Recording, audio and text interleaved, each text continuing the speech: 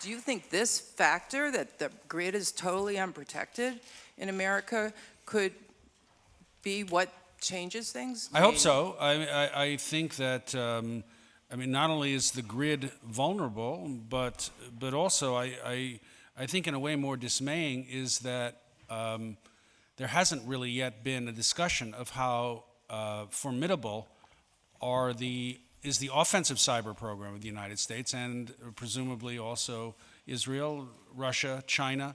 And these are weapons that, in effect, are being implanted and crisscrossing the world in ways that none of us really understand because nobody's willing to talk about them openly. So that's my bigger concern. But yes, the grid is vulnerable, and particularly in the United States where things are as interconnected as they are. Did you ever receive any threats when you were working on this film? No, I didn't receive any threats that I know about. When we started this film, we didn't have any understanding that there was going to be an Iran agreement. So it came as a great surprise. It was interesting that the people we talked to within the NSA were delighted. And I think it also undergirds how more lasting agreements can come about. When you imagine the worst about your adversary, when you begin to start developing covert actions and massive offensive operations, assuming that there can be no rapprochement or deal, it sets everybody down a very dangerous path. And you can see also that Obama was quite prepared that things might go awry and developed within the U.S. some very powerful weapons in case things didn't go so well. But I do think it teaches us a lesson of the power of diplomacy when it is aggressively pursued. People tend to think of negotiations, diplomatic negotiations, and military force or covert action as things that are in opposition to each other. You have to choose one or you have to choose the other. And yet what we know about most negotiations in the world is that if you're a president, if you're a prime minister, and you enter into a negotiation and you have the threat of some other kind of force behind you, you're more likely to be successful in that negotiation.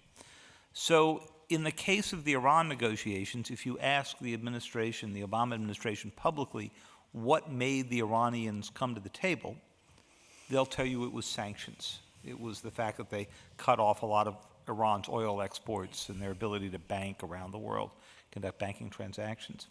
If you ask them in private, they will tell you that it was a mix of the sanctions and the activity you see in this film, because the covert action ultimately discovered, ultimately made public, made it clear to the Iranians that one way or another, the United States and Israel in this case were determined to try to stop the program.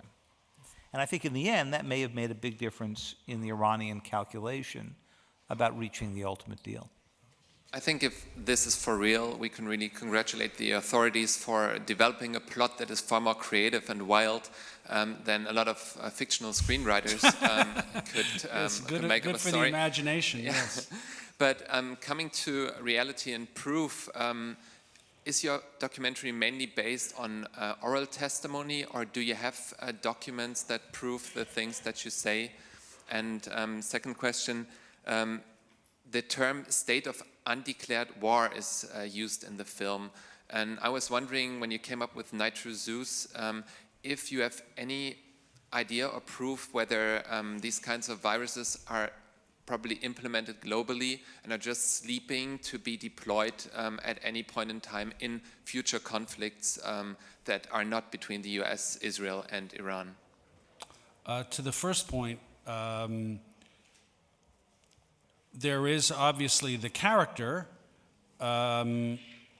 is a composite of oral testimony, but much of the context and corroborating information for that testimony is cross-checked with documents, some released, some not released.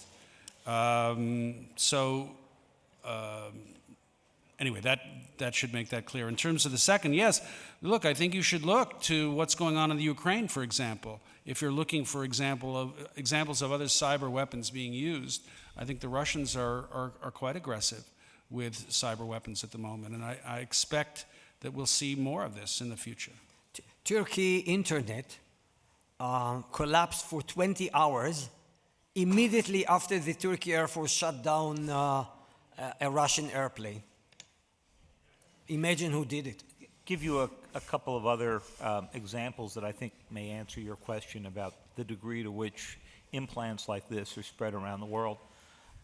At the time that I was first writing about Olympic Games for a book called Confront and Conceal, which came out in the middle of 2012, this was really the only state-sponsored cyber operation of sophistication that you could find around the world. There were obviously a lot of criminal cases and stealing credit card numbers and all that, but there had been a little bit of Russian attacks in Estonia and Georgia, but there wasn't anything on this scale.